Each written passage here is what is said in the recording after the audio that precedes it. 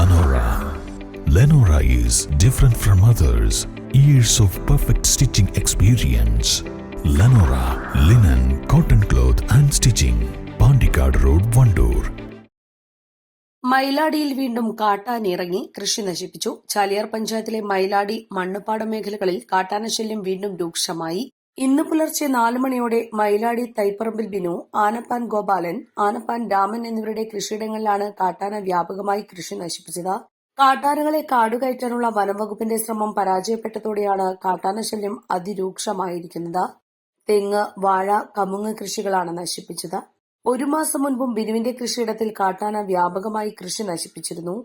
ഈ വെളുപ്പിന് വന്ന് 4 മണിക്ക് വന്ന് നശിപ്പിച്ച് അയക്കുകയാണ്. ഈ ആന കൊണ്ട് വളരെ ബുദ്ധിമുട്ടാണ് ഞങ്ങൾക്ക്. വെളുപ്പിന് 4 മണിക്കൊക്കെ ഞങ്ങൾ ടാപ്പ് ചെയ്യാൻ വേണ്ടി ഇതിലൊക്കെ കടന്നു വരുന്നതാണ്. പലപ്പോഴും ആനയുടെ മുന്നിൽ പെടാമായിരുന്നു. പക്ഷേ ഇത് കണ്ടോ, അവിടെ തെങ്ങ് നശിപ്പിച്ച് വേനൽക്കൊക്കെ വെള്ളം അടിച്ചുണ്ടാക്കുന്ന സാധനമാണ്. അവിടെ വാഴകളാണ് കുറേ കളഞ്ഞ്, വലിയ കവുങ്ങൾ കണ്ട് അവിടെ കുറേ കളഞ്ഞിരിക്കുന്നത്. കഴിഞ്ഞ ദിവസം പട്ടാപ്പകൽ പൊക്കോട് വനമേഖലയിൽ ഇറങ്ങിയ ഒറ്റയാനാണ് ഇപ്പോൾ മൈലാടി മണ്ണുപാട നിവാസികളുടെ ഉറക്കം കെടുത്തുന്നത്.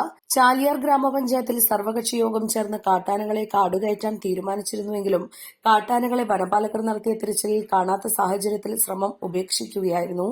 ഇതോടെ പഞ്ചായത്ത് അധികൃതരും മൌനത്തിലായി. രാവും പകലും കാട്ടാനകൾ ജനങ്ങളുടെ ജീവനും കൃഷിക്കും ഭീഷണി സൃഷ്ടിക്കുന്ന സാഹചര്യമാണുള്ളത്. തങ്ങളുടെ കൃഷികൾ കാട്ടാനകൾ നശിപ്പിക്കുന്നത് നിസ്സഹായാവസ്ഥയിൽ നോക്കി നിൽക്കേണ്ട സാഹചര്യമാണ് കർഷകർക്കുള്ളത്.